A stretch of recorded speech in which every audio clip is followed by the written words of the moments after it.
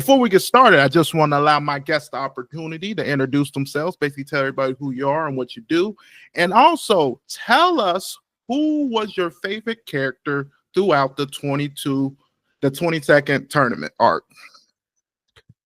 Well, this is Josh from Dad's Anime Stache. You could also find me on TikTok under the Morcana channel. It is my nephew's Lorcana card game channel. You'll find me there a lot. My favorite character throughout this arc is pretty much my favorite character throughout the rest of Dragon Ball Z, and it's Tien. Tien is a very cool dude. And by that, I mean, you rarely see him lose his temper. He's very steady. He's never as powerful as everybody else after this. But, I mean, where would we be if he didn't kick Cell's ass? Yeah, he did hold Cell down for about a good majority of time. I will say Tien is a great character. When you say he never loses his temper, I was like, are you sure? Because I feel like this whole arc he was either losing it or trying to stay calm. That's true. This arc. But what I do like about Tien in this arc and Chatsu is the fact that they brought in a whole new move sets to Dragon Ball Z. From flying, from the Kion, I was about to say the Kienzin, but it's not the Kienzin. You get the Dodon Ray, the Solar Flare, the volleyball technique. It's so many techniques that is brought in just from these characters and literally takes the whole show to a whole new atmosphere and new dimensions of power technically. My favorite character would have to be Master Roshi. I feel like Master Roshi, Jackie Chan, depending on which version of the character you want to use. I will say Jackie Chan is more entertaining when he's in the ring, especially with his little match with the Wolfman and stuff like that, which, to be honest with you, I always say that's my least favorite match just because I just hate how it's done and the feelings of it. It's oh man, it's just all I know. If I was the Wolfman and I was getting treated like that in that match, I would have been mad as hell. Like, don't fucking treat me like no damn dog. But Master Roshi overall, I just love his whole plan. He was basically trying to be the guard stick, the guard rail that basically stopped his students from reaching the number one, getting the championships, because he believed if they got the championships, they will already think that they already the strongest in the world, so it wouldn't be left nothing for them to do. Which I think that is a great mindset to have, because I think it's probably something that happened with Master Roshi. Because if you think about it, Master Roshi is old as hell. But I feel like his power stagnated because he should be. If you think about how strong everybody else getting, you would think he would have got stronger. So I don't know if he's talking from personal experience or what, but 100% is. And like what this tournament shows us, I don't think Roshi was ever a naturally talented martial artist. I think he just got where he was with time and hard work. Because he talks about first time he meets Goku, he talks about the Kamehameha wave. Took him 50 years to learn. It took Goku 1 minute. It took Krillin and Yamcha 3 years. I mean, and we don't know how long it took Tien. We hope he did just see it and do it. Yeah, you know what I mean. Like, ugh. But that do make sense, because I mean, even when Goku talks about doing the one thing that Master Roshi was the only person to ever do, and that was touching Korn and basically beating that challenge. And then when he hears Goku did it, he's like, what the fuck? like Jesus. And I'm like, man, every accomplishment you didn't had, everybody doing them at such a younger age. So I mean, it does show that, you know, the generation, every generation after is getting stronger. Because usually in some animes it'd be like the older guys are still like the strongest, and you'd be like, how the hell is that? But and here Roshi's immortal, so you'd think that would help him some, but I guess it doesn't. Maybe that's what siphoned off some of his powers. Like, you can't be immortal and the strongest person in the world. You know what I mean? And you gotta think, what the fuck did Baba take? How the fuck is she still alive? Did she take? Well, maybe that's how he figured out the fruit he needed to take, because that give you a little bit more information. Since she's magical and a witch, she will have some more stuff that they know about type shit. But I always wondered to me, how the fuck is Baba still alive? Maybe she ate the paradise grass too. We're gonna go ahead and talk about the plot, everything that's going on the 22nd World Tournament. I will say before we get into the plot, what would you rank this tournament? I think earlier you said this was your favorite. It's not my favorite. I like the first tournament better. That's just classic, but this is a really good one. This is probably second. I got a question for you because this is one thing I've always thought about when I've done this tournament and thinking about it. I feel like they put a spotlight on Krillin for this tournament, and the main thing, because I feel like they knew what was going to happen at the end, and I feel like they wanted us to see that Krillin wasn't weak. Beginning of this match, in the beginning of the tournament, I feel like that wouldn't have mattered as much. You probably would have been like, okay, how strong is really this villain is type thing. But after seeing Krillin actually able to hold his own kind of with Goku, I forgot who did he go against in the before the Chatsu, beating Chatsu and stuff like that. I mean, I feel like it really showed that, you know, he was. I've literally got a note just like that saying that Krillin, this shows how strong Krillin really was, and like, if Goku didn't have that natural ability, Krillin could have kept up with him the whole time. Mm-hmm. And I like the fact that Master Roshi said Krillin was the most improved fighter from the first world tournament to this world tournament. I feel like the progress he made really showed, like, made Master Roshi say, oh, damn, maybe this motherfucker is a little I was. Because at first everybody like Goku this, Goku that, and which I understand, Goku that nigga. But I got to give Krillin his props. But all right, we're gonna go ahead and move on to our plot of that. So basically, this is about Goku and his and gang basically doing the 22nd World Tournament. We meet our two new rivals, and Tien and Chatsu. We kind of met them a little bit a few episodes ago during the filler, where Goku is going around the world exploring and training and stuff. When we first get there, you meet Master Shin and Master Roshi meet. They do duck it out a little bit, and you try to figure out who the fuck is this guy. And then they introduce him, and they two are students. They trained under the same master, which is interesting to me too, because it's like, did one learn more techniques than the other one? Like, because it's like, what I would, right now, low key, I would rather train with Master Shin. Like, just with the amount of techniques you can learn. Yeah, I'm with you, man. The amount of techniques these guys have is just off the wall. Chatsu uses like 50 special powers to fight Krillin. And then what's so funny is when they train with Master Roshi in the first world tournament, and they like, oh, so are you gonna teach us any moves or anything? And he's like, oh, no. And it's like, what the fuck are you talking about? But I guess you can also say that you can give some of that to Mercenary Tao, because I think he did train him a little bit. So it's like, who taught him what? But I just feel like Master Shin looked like he was doing the real work. So basically, during the whole tournament, that's when we figure out that, you know, Goku killed Mercenary Tao, and this creates a whole nother rivalry within the tournament, because first it was just, we need to just beat the turtle students. Then it turns into, what the fuck, he killed my brother, now we got to kill them type thing. So this is when you kind of see Master Roshi trying to do his morality thing for Tien, trying to show, like, don't allow what he got going on to affect what you got going on, man. You so much better than what you are showing. And I like the fact that Master Roshi like ends the match and was like, you know, you're going to take my spot and you're going to make sure these kids stay in order type thing. And I always thought that was probably one of the biggest moments out there, because I really feel like if you take every fight in the tournament, Master Roshi versus Tien was the most important fight. Yeah, it changed everything. Man. You want to add anything on to that?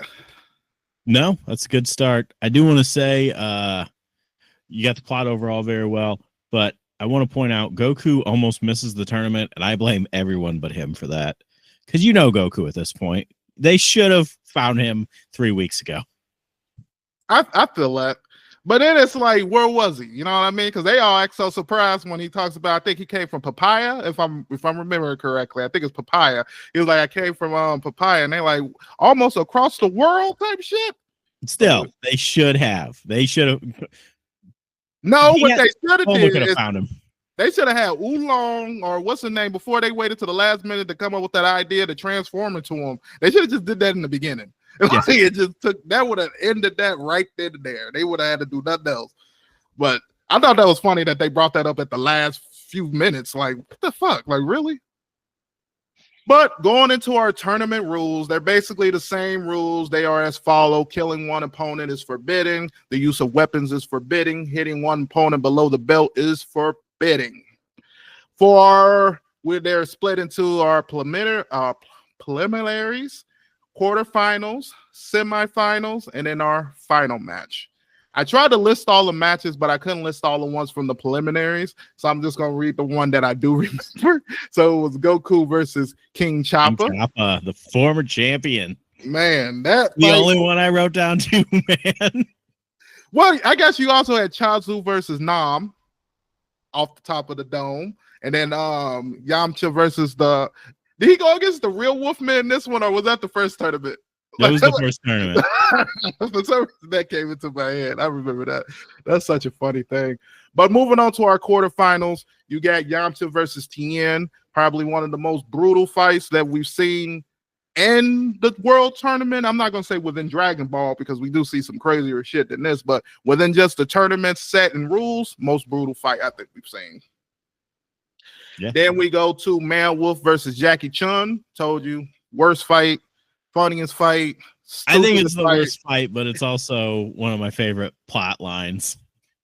Yeah, because I guess at least they carried it on from the first tournament into this tournament, that he blew up the moon and everything. And the fact that they show us sing. I wish they would have really, if they would have played, because I feel like they did this afterwards, but if they would have really planned this out, we would have been able to see Man Wolf in the first world tournament. So when he would have came back, you would have been like, oh, that's the same, like, you know what I mean?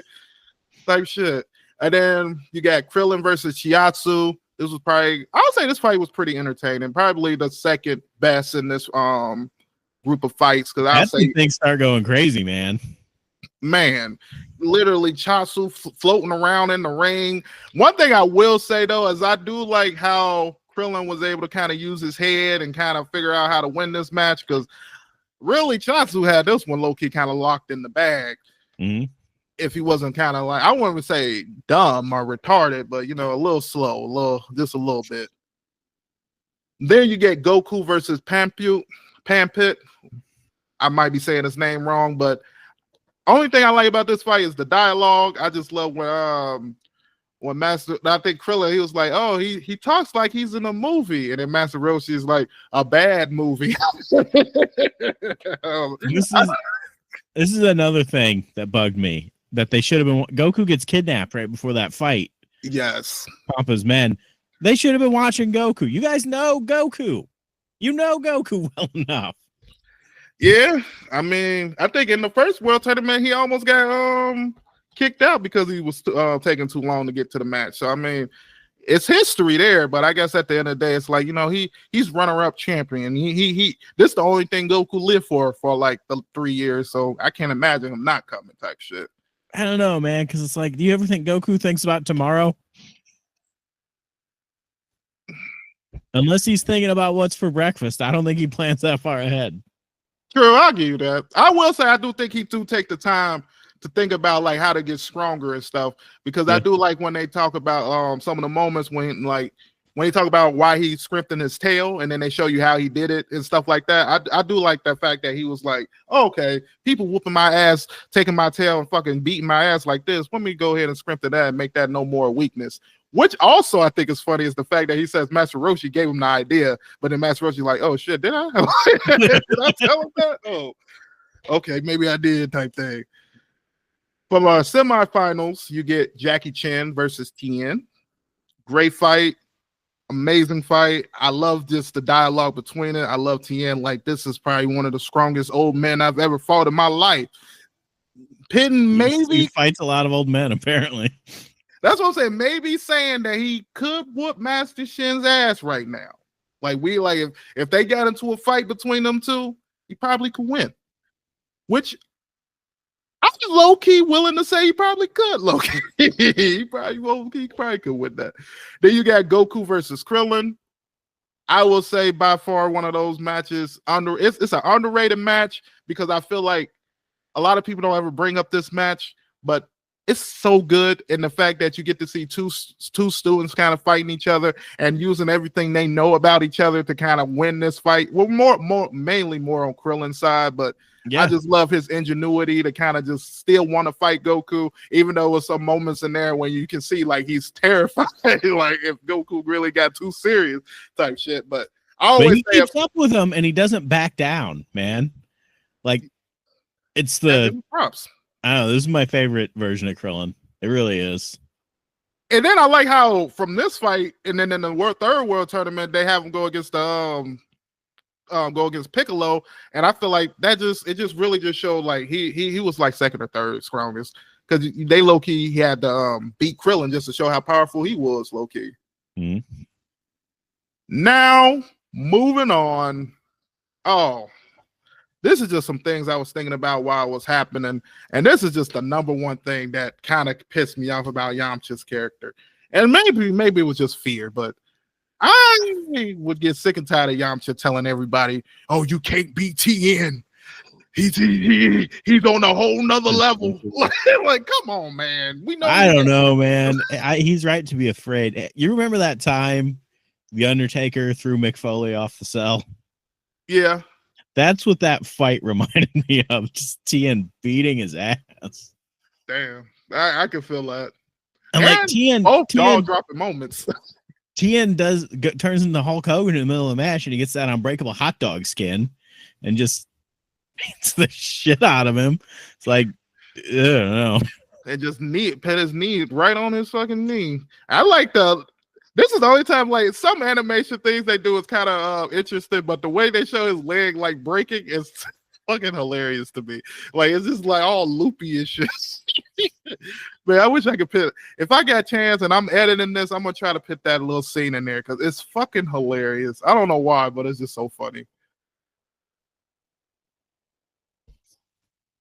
All okay, right, moving on to my next thing.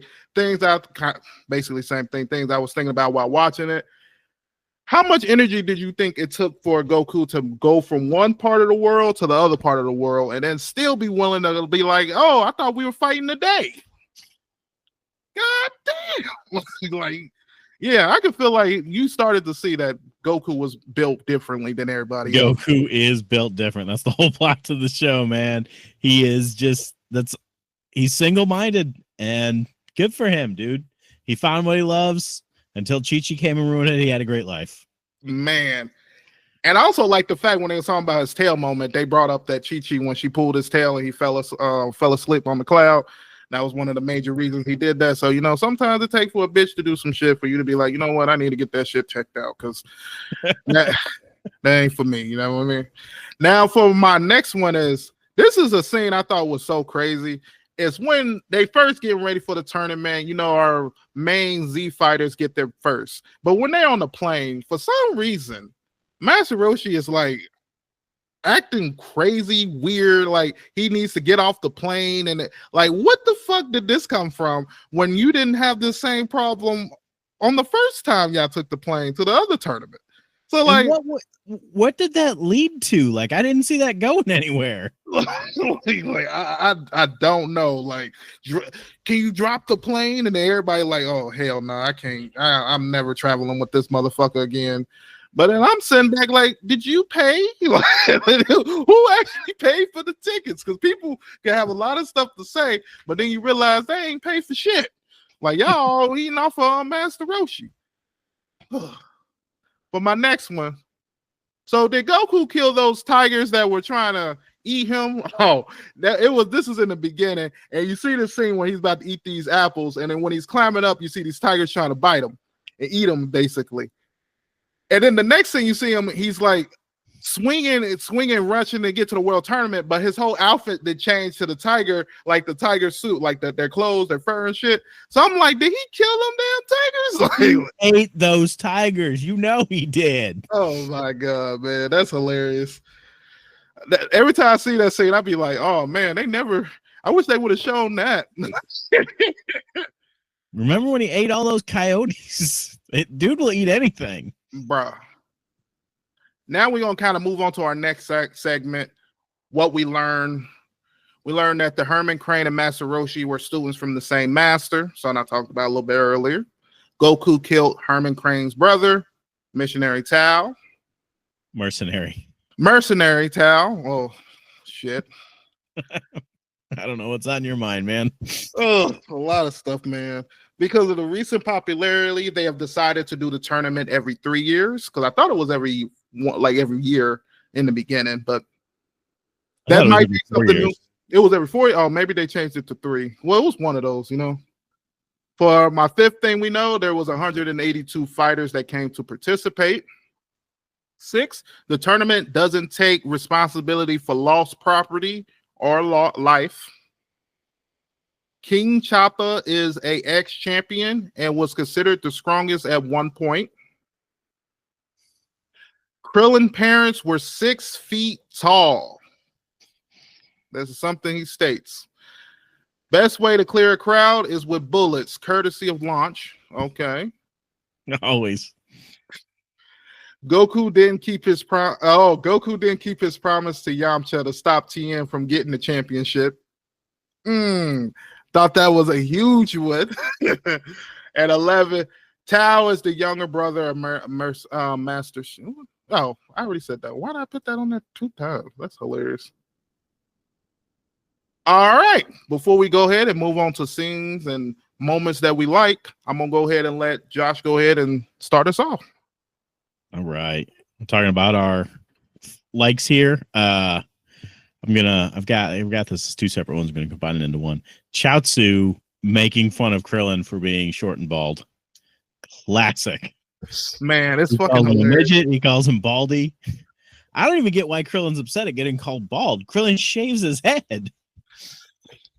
I think it's just having that one, like having someone younger than you and then basically look just like you trying to call you out. It's like, what do you mean I'm bald? You have one piece of fucking hair. Like you're going to, okay. And then you're going to call me midget and you're shorter than me. The only thing that Chaozu has for him is the fact that he might be younger, but what the fuck, are you even human? Like at this point, like, does it even count? Like, isn't Chaozu like 200 years old? I don't even know. That's one lore of a character that I probably need to dive into more. Because one thing I will say is I always get caught off guard when people be like, Chaozu was a king before all this. Really? Like, did he just get stolen? Or like, what happened? Like, what the happened with There's that? like 4 minutes of an episode once saying that. Isn't that it? Yeah. And then when you kind of do a little bit of research on him, it calls him an emperor. And you'd be like, of where? I wish they would have explored more on that or had them go back there or something. Like maybe they get attacked or something. Like where did Tien find this guy and kidnapped him, or did he just love Tien enough and just said, "Fuck y'all, I'm going with these"? Like, is there a bunch of Chiatsu type people around like that? That's the interesting thing. But moving on. What's interesting though. Sorry to interrupt you, but Chaozu was inspired by Neza from Journey to the West. I did not know that. Yeah. Oh, I guess it makes sense because they get a lot of inspiration from Journey of the West and Dragon Ball, but that's what every good anime is about. True. For my first I like the scene where Master Roshi decides to take his friends and his students out to eat again, which I'm surprised he do that again right after the last tournament when you literally lost all your winnings. But I guess we're gonna try this again. And the fact that this man had the nerve to go up to the restaurant owner and give him an IOU and tell him, like, after I win the championship, I'm gonna come back and pay this. And then the dude, like, what? And then he just get louder and louder. He's like, what? Like, if I was him, I would straight call the police. It would have been no Jackie Chan in that tournament. Because there ain't no way you about to fucking get out of here and not pay me. Talk about you about to compete. And then I don't even see your face in the contestants. I'll be like, where's that old motherfucker? I don't see him out here. And then I guess he would have had to kind of tell you he was Jackie Chan too. Because other than that, it's like, you ain't no way you about to get up on me. It's, oh, hell no. Nah. How you feel about that, man? I'm with it 100%. He would have been in jail, dude. That restaurant bill was ridiculous. He ain't walking out on me. And then you gotta think the main reason is because of Goku. As soon as Goku started acting like he hungry, we have to eat peanut butter and jelly sandwiches. At least about 10 or 5 of them before we go in there, because I'm gonna have to try to at least get him a little bit full. Because man, Whew. I ain't got that kind of money. I mean, he literally just spent all your winnings from the last tournament. Like, this man can eat. Like, if anything I'm offering, it would have literally been like, yeah, y'all want a snack?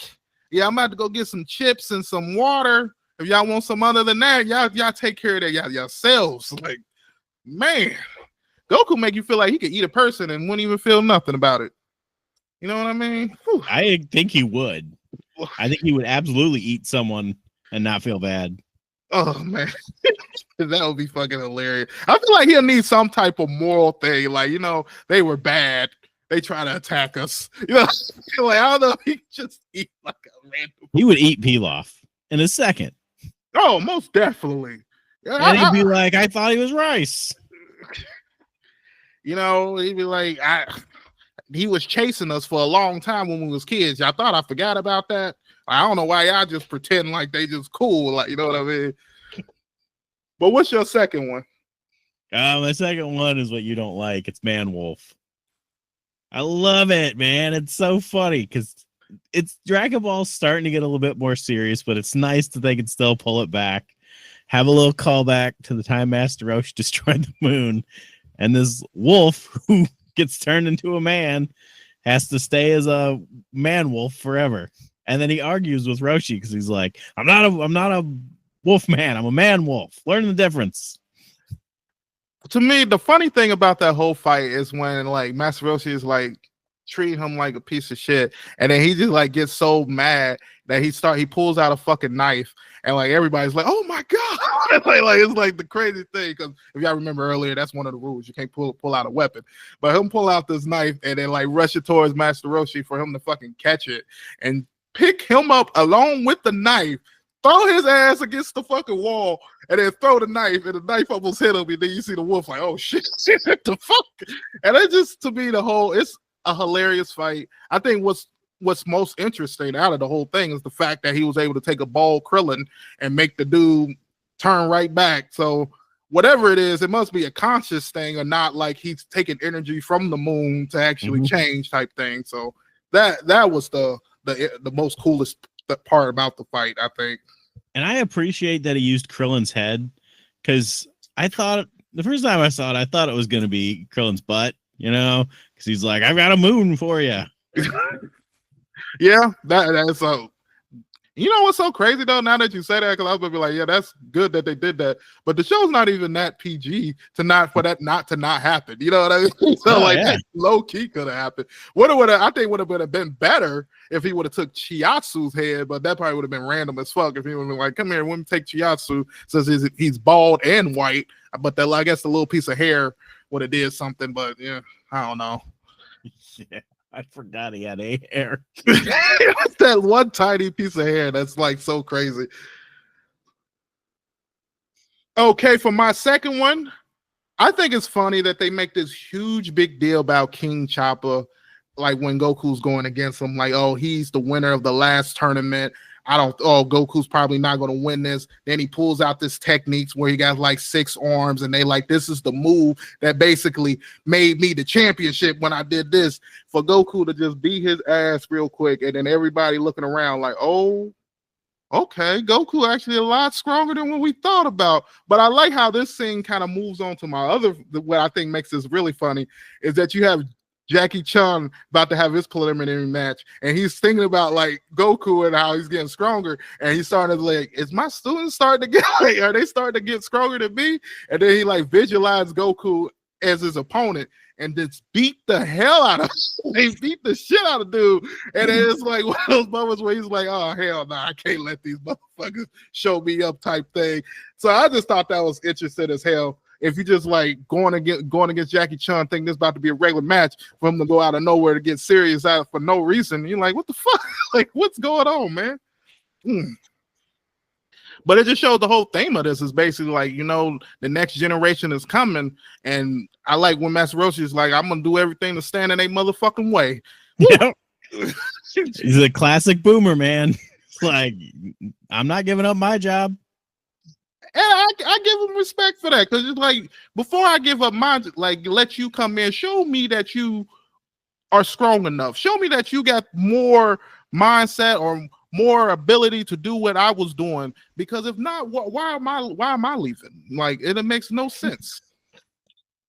But I also think it's funny when Master Shin calls him out on that. It was like, you just can't get out of getting the fucking attention. You just need the limelight. And he's like, no, I did this for my fucking students. So it just shows you the difference between the two masters and shit. Yeah, but it's both though. He does want the limelight. Low key, because he even brings it up when they talk about the world tournaments in Z. And the first tournament he talks about the one as he won. And he's like, come on, man. All right.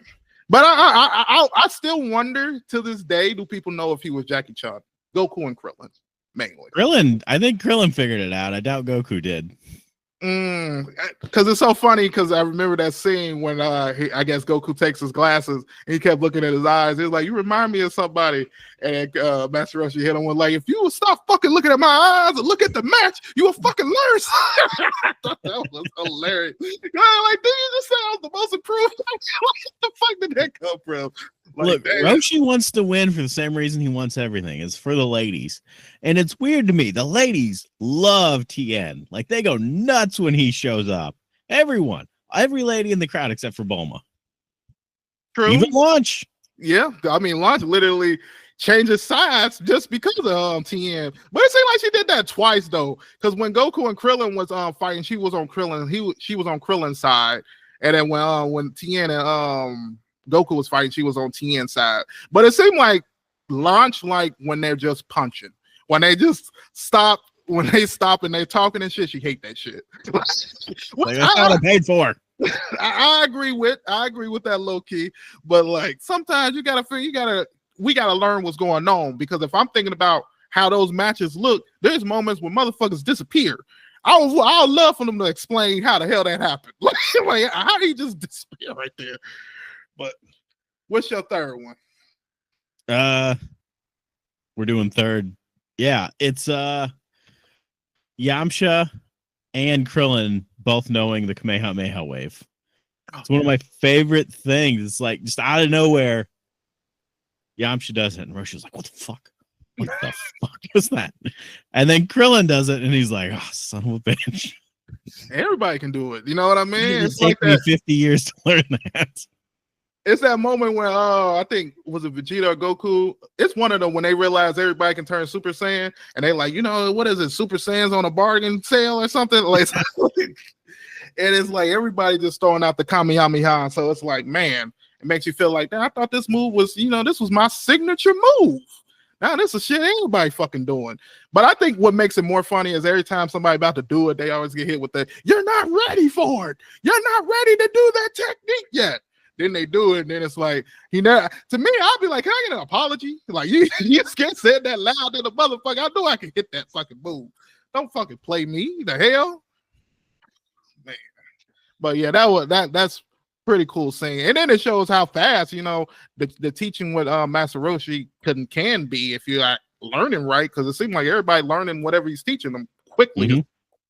But I don't know if he's actually teaching them the Kamehameha. He's not trying to teach them shit. They're just figuring it out as they go. That's the thing. Like, I don't think he's like, you wear this shell and go to this construction site, and I'll get your paycheck. Oh, got them like slave labor. That's probably that's how he can afford 2 cribs. He need to get like 2 students every year type shit. That's hilarious. Moving on to my next one.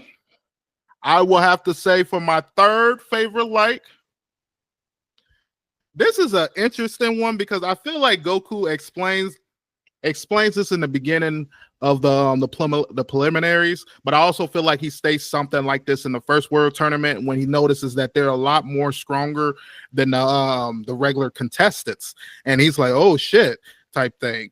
But when he explains the difference between his battle strength and normal strength, I think it's fucking hilarious because it shows you that, Goku figured out there's a certain amount of power that he normally needs throughout the day that he just goes around with.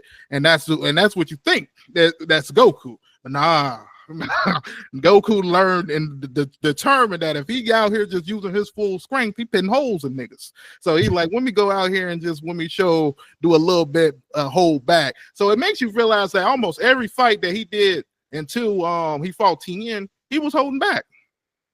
Yeah, he was the first one to suppress his power, but he was the first one to have to.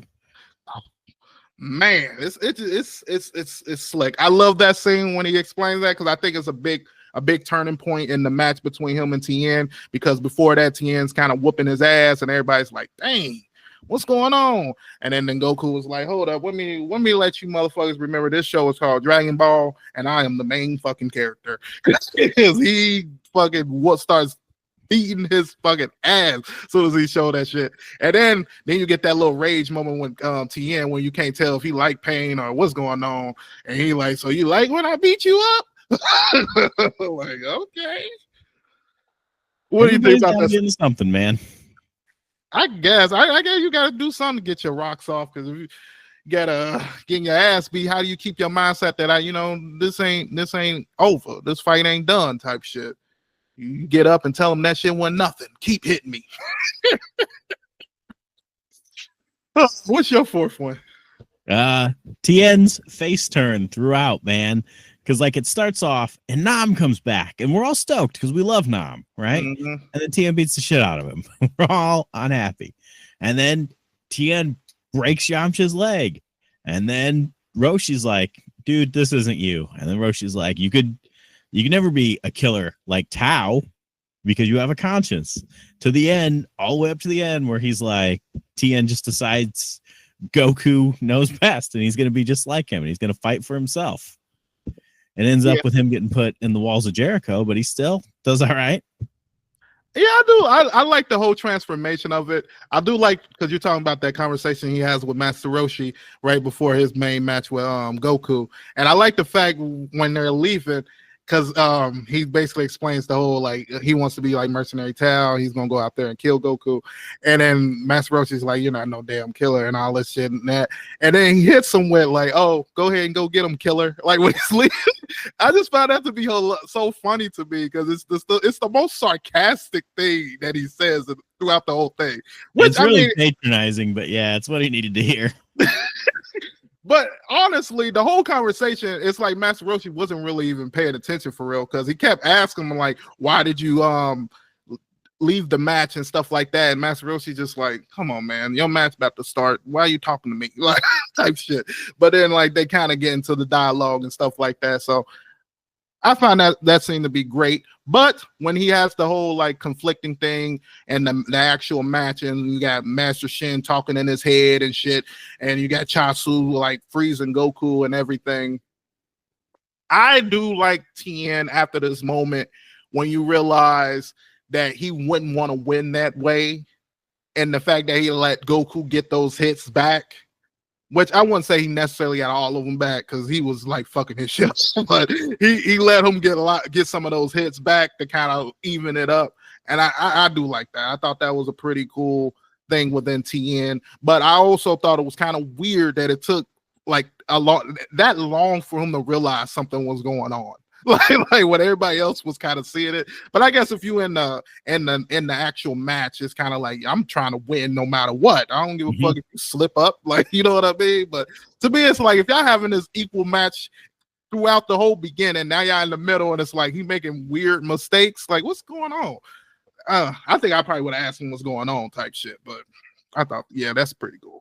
But it is like you said, man, imagine you're in an actual fight. Are you going to ask your opponent what he's doing? No. Yeah. See, you're going to somehow grow 2 extra arms and just beat the crap out of him. And fuck his shit up, because at the end of the day, you still kill my master. So we got to remember, he was on that time and before he did the whole switcheroo and Master Roshi. Because what also makes that scene cool is the fact Master Roshi didn't say shit. He let them down. He let them debate that shit out, just looking man. Because I will say, if things went the other way and he did kill Goku, I put that all on Master Roshi. You could have did something right there and there that kind of helped your student, but it don't look like you did nothing. But the fact that it played out in his favor is kind of yeah, you know what I mean. And to me, it also proved that I'm a better master than my Master Shin, and the type of person I am. I'm using that against you. I'm I told you, bro. I'm over here stealing your students now. Oh, you ain't never gonna be on my level. You need to get your mindset right. Moving on to my next one. This is my fourth one, then we're going to our fifth one. I will have to say the most devastating move that we've seen so far gets used in this tournament. The tri-beam was fucking crazy. The fact that it literally wiped out the whole ring. I mean, imagine if he was low-key on the same shit that he was when he was fighting Master Roshi or Jackie Chung, when he shot that Kamehameha, and Master Roshi was like, oh my God, you aiming it at the audience, and he had to stop the shit. If he would have named that the audio, yeah, he would have. Straight terrorist. Like, Vegeta before he even started. Oh man, because that was such a devastating move. But this is why I say that I feel like I would have rather kind of trained under Master Shin. But we don't know who taught him the move. I'll give you that too, because that could be some shit that come with his third eye. Because you would think, well, what's the third eye for? Instead of just looking around. But it does help him in the match. But I just feel like that move comes with the third eye. But what you think? Yeah, absolutely. I mean, the only thing we're pretty sure that the Crane Hermit taught him was the Dodon Ray, right? That was a family move. Everybody seemed like they could do that one. We didn't really see. The problem is we don't see the Crane Hermit do anything, so we don't know what he can do, what he taught them. He threatened to kill him. That's the only thing we see him. So he knows he taught them how to run their mouths, but that don't get you real far. Yamcha taught us that. And he teaches that every tournament when he's the first person out. Like, you'd be like, damn, okay. And then I feel like the next one is where it really hurts, because he comes back looking like he really did the Goku, and he did a whole around the world mission and came back ready for this tournament and get knocked out in the same spot he always get in there. I wouldn't even compete no more. I could see why Yamcha stopped low key, because it's like, what's the point? Like, I'm not respect that though. Like, he knows his limits. Yeah, but it's still like, but he knows his limits, but he's trying to compete and still be up there with the main people. So it's like seeing what you can do and then seeing what someone else can do, and then you're like, I should be able to do that. You know what I mean? Like, we trained under the same people, we have fought the same people, we've been in the same environment. Why are you so much more stronger than me? It makes no sense. And they're just built different, man. Sometimes you got to accept that. Maybe you're not the world's best martial artist, but you could be the world's best baseball player. He is. And but the thing about Yamcha though is that he was a competitor for Goku when they first met and they first fought. That was like the only time they was anywhere near equal. And I think he did win that fight. He won, but I think Goku was hungry too, so it's kind of hard. Starving, yeah. So it's kind of hard to say if he was really stronger than him, but that's like the only time we really kind of was like, okay, Yamcha is fucking somebody. You know what I mean? Other than that, it'd be like, we gotta watch out for this desert bandit. He could be trouble.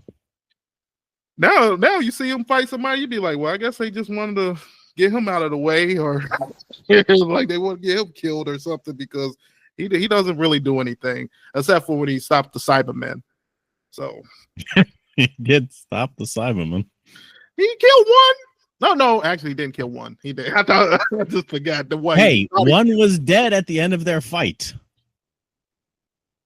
He tied at least. we can give him that, I guess. For my next one, I will have to give, for my last one, I have to give it to Krillin and Chiatsu. Their last match, when you basically hit, when Krillin hits him with the math problem that basically has his whole brain shuts down, and he beats him that way.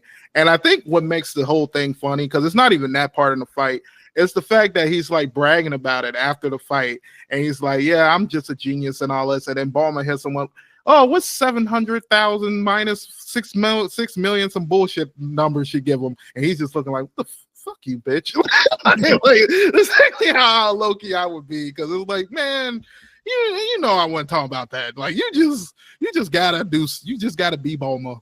And I will say one thing about Bulma, because this is something I wanted to say, is Bulma is probably the most aggressive person in Dragon Ball, because for you to be beating on Oolong the way you do, And then you start beating on Yamcha, who ain't even like out of the hospital, still bandaged on. Man. Woo. She's got that pretty girl syndrome where she thinks she can get away with anything.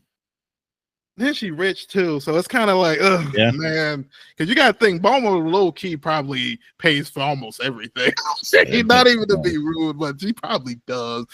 And it's like, am I gonna like talk back there and fuck up my ride? Nah, I ain't gonna do all that. But you still a bitch. Okay, I had to be like, you still something, man. To be fair though, sometimes it's fun to hang out with a bitch. Yeah. Until she turns on you. No, like that. When you said that, the main person I could think is Launch. Launch seemed like she cool as hell when she like on your side and everything, like blonde Launch. But if she like after you type shit, it'd be some shit. But she seemed like she'd be super fun to hang around with. Man, just imagine just going somewhere and somebody just start randomly shooting. We about to skid in the front row. Okay, fuck it then, bitch. What's your final one? Well, my final one. I think it's pretty obvious. It is we finally get a solar flare. Oh yeah. My god, I love the solar flare.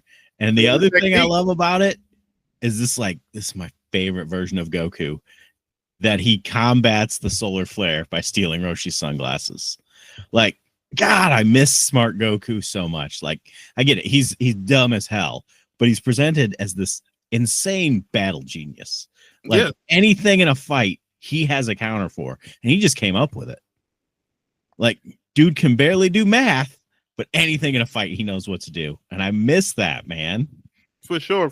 I do love seeing that scene, but I think that was the second time he saw it because because Chaozu had already done the solar flare. Okay, and I think that's when he kind of had to figure out a game plan just in case it gets done again. Because the thing about when it was done in the World Tournament, or when Tien did it, he announced that he was about to do it. I feel like if he didn't announce he was about to do it, he probably would have been able to get Goku better than that, because like you announcing it gave him time to be like, oh shit, something about to happen. So, and the fact that Master Roshi only was there because when all that shit that happened in the crowd launch, and then he decided to go over on the other side and be with Krillin. So all that kind of play into that. But it was smart as hell. I love seeing Yamcha break it down to Bulma because she couldn't figure out how Goku was able to block that. And he was like, oh, as soon as it started, he ran over there and grabbed Master Roshi's glasses.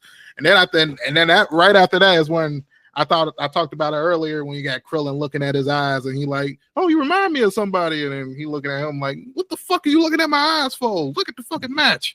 Fucking learn some shit. Like, I always find that to be well hilarious. Scratch your fucking head. Man. But was there a least favorite scene or a least favorite fight? I liked it all. You know what? The only thing that really bugged me was after the first round. Before the first round, after the preliminaries, they're all at a restaurant, and Tien's really rude to the waiter. It's like, come on, man. Yeah. Why do that? What are you accomplishing? That was his character before then, because even when he was in the woods, like before. Should they have gone back at the end and he apologized to the waiter? Well, for sure. The whole new leaf. But I feel like he doesn't really have that whole, like, changing character, like turning him really into a good person and apologizing for his wrongdoings until, like, the next arc. Then that's when he actually starts going back and then trying to correct some of his wrongs, and then actually tries to be the hero of the arc, which to me is like, wow, such a big change from like what you were before. Yeah, so, Master Roshi really changed that man, and then maybe it was the Master Roshi's death too that kind of helped him kind of push over the edge to like, you know what, maybe I need to kind of show that I can be a better type of person. He's got to be the person Roshi told him he could be. But there's a point where before he fights Goku, Tien's thinking, he says, I'm going to kill Goku. Everyone who thinks I'm this anti-hero, I'm going to kill Goku and become an anti-hero. What an idiot. That's not what an anti-hero is. That's a villain. An anti-hero is not a villain. Goku's an anti-hero.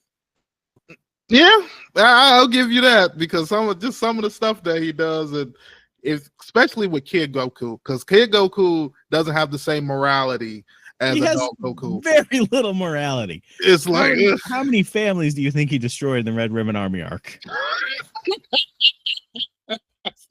Man, yeah, to them he was a terror. That was we went against the boogeyman type shit. It really is. Like, I could see why the Red Ribbon Army is afraid of him forever, out to get him. Mm-hmm. And then you got one man so traumatized by the event that he's spending right now making androids to fight that motherfucker. You know, when he came in here, you won't believe it. I bet every time they explain that story, nobody believe it.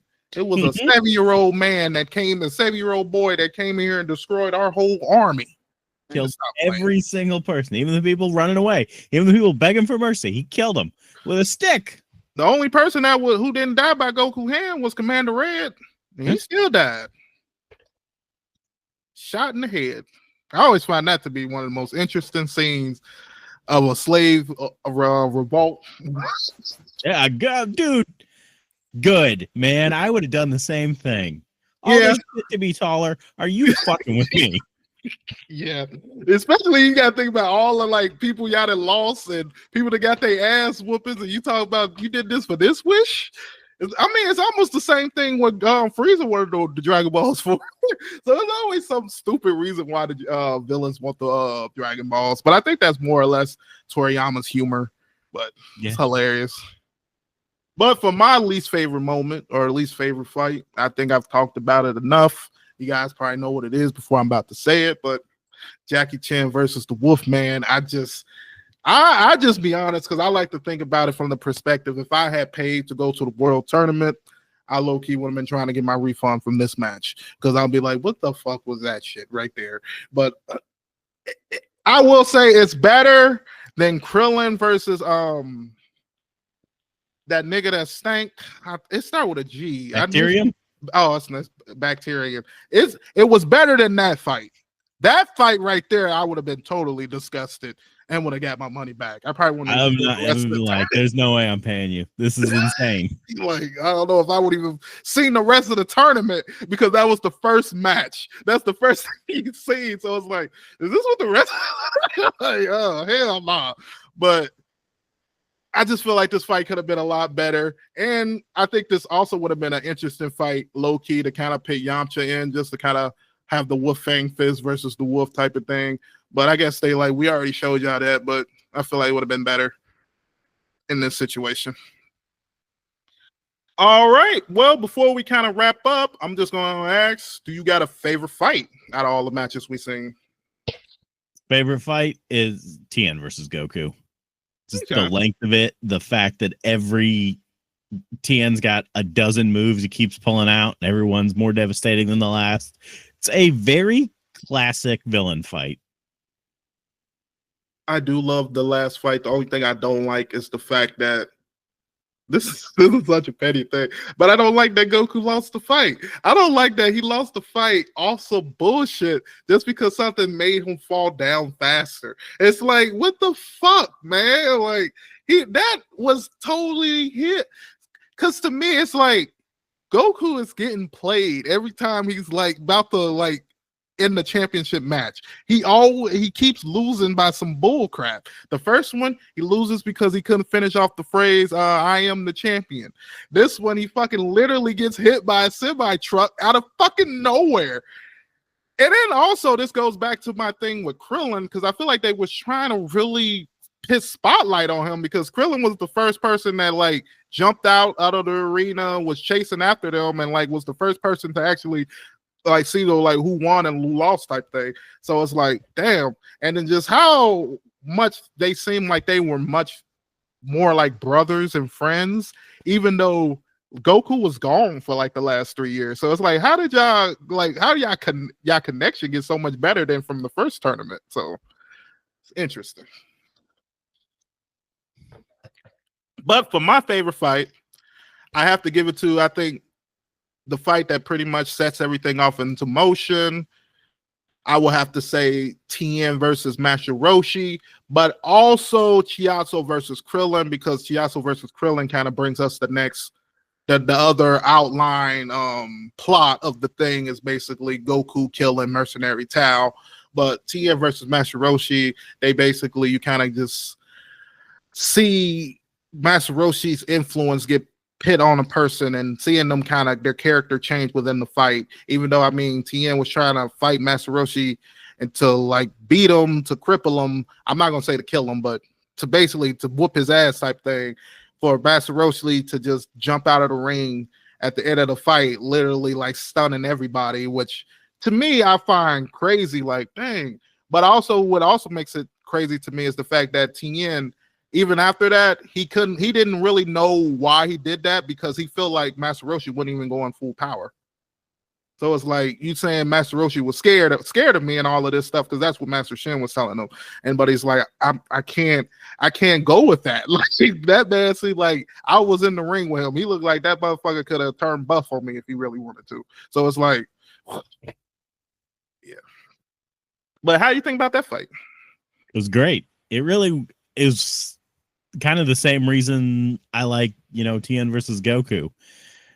But this sets everything up. You kind of see that how much things are going to ramp up this tournament. Man. But all right, that basically covers everything. Talks about the world tournament. Goku loses. This sets up the next arc basically at the end when you have Krillin ends up dead. And then you have Goku running off to go fight the next villain. This is such a weird. The last episode is so different than anything else you see in any other Dragon Ball series. It's just like so somber and so low key. Like you never see anything like that. Yeah, the whole feeling of it's weird because this is even the way Goku wouldn't eat until Krillin came back. I've never seen him do that, like, or even like make a notion like that. Like, I'm not gonna eat until this person comes back, type thing. And then like you see him sitting there waiting to the point where he like finally runs off when he like gets this feeling, and then he's like, see, Krillin is dead, and then it's crazy scene. I will say, especially coming just off the tournament, we all trying to fucking celebrate, and now it's like, damn, now we got a fucking funeral to go to. Yeah. But at least you're in the world with Dragon Balls and you had this situation sort of happen already. So, you can at least wish them back. But this also starts off the first wish and why they couldn't bring back him with the regular Dragon Balls after the Frieza saga. And they had to go get the other Dragon Balls. So, at least that carried over. But that doesn't matter anymore. I guess the rules are very iffy at this point with the Dragon Balls. Man. But that basically ends today's episode. I want to thank you guys for listening.